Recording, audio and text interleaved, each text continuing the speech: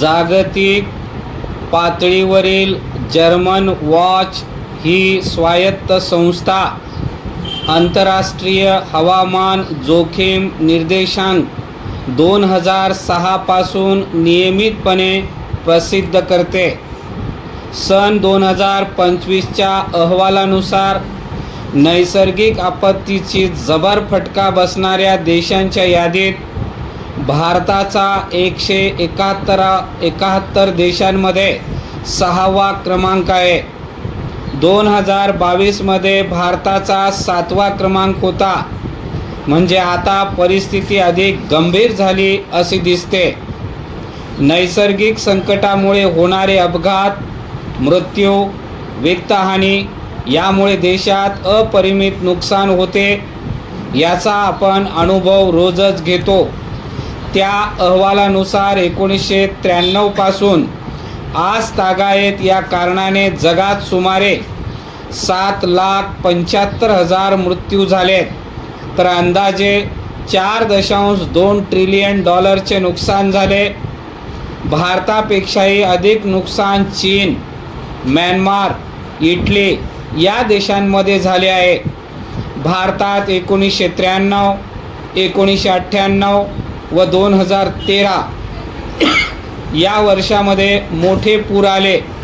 2002, 2003, 2015 या वर्षी उष्णतेच्या लाटा आल्या. एकूण 400 नैसर्गिक संकट आली व $180 अब्ज नुकसान झाले अशी अधिकृत नोंद आहे. America, Spain, Portugal, Pakistan, Greece, Bulgaria या देशांमध्येही मोठी संकटे आली आहेत.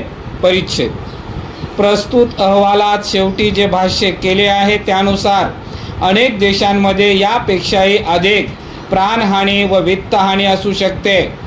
पण कितीतरी देशाची या बाबतीतली सांख्यिकी माहिती शास्त्रशुद्ध, एकजिन्सी व सत्यदर्शी नाही. कोरोना महासाथीच्या काळात नेमके किती मृत्यू भारतात व जगात झाले या आकडेवारीवर अजूनही वाद चालू आहेत. निसर्गाचा प्रकोप अनेक मार्गाने अनुभवास येतो.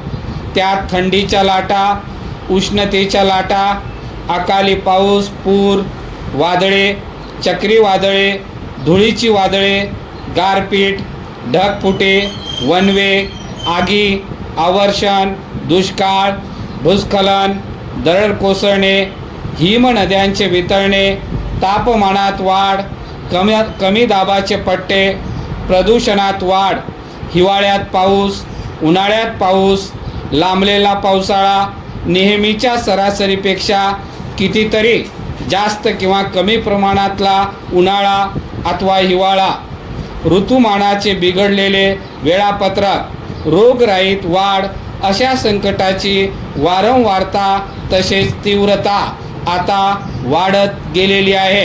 परिच्छेद गेल्या अर्धशतकात जगात सुमारे 20 लाख मृत्यू अशा नैसर्गिक संकटामुळे झालेले आहेत. अशी संकटे व जीवितहानी, वित्तहानी या घटना आता व्यापक प्रमाणात अनुभवास येणार आहेत. त्यामुळे अनपेक्षितपणे व अपवाद म्हणून अचानक घडणारी ही घटना असे मानून भागणार नाही. आर्थिक सामाजिक विकास साधताना नैसर्गिक आपत्तीचा मोठा अडथळा येणार असे गृहीत धरून आता प्रशासनाने आपल्या कामाची आखणी करणे क्रमप्राप्त आहे. हवामान बदल आणि त्यानंतरची संकटे यामुळे किंमत निर्देशांकात थेट वाढ होते. या कारणांमुळे निर्देशांक सुमारे 0.4% ते 1.20% या दरम्यान वाढू शकतो असे अभ्यास आता प्रसिद्ध झाले आहेत. किंमत वाढ रोखण्याची धडपड सरकार उच्च प्राधान्याने करीत असते.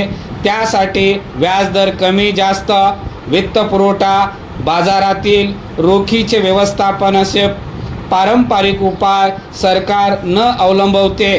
पण नैसर्गिक संकटे अचानक येतात. त्याची व्याप्ती स्पष्टपणे समजावून येत नाही. ती संकटे किती काळ टिकतील हे नेमके सांगता येत नाही.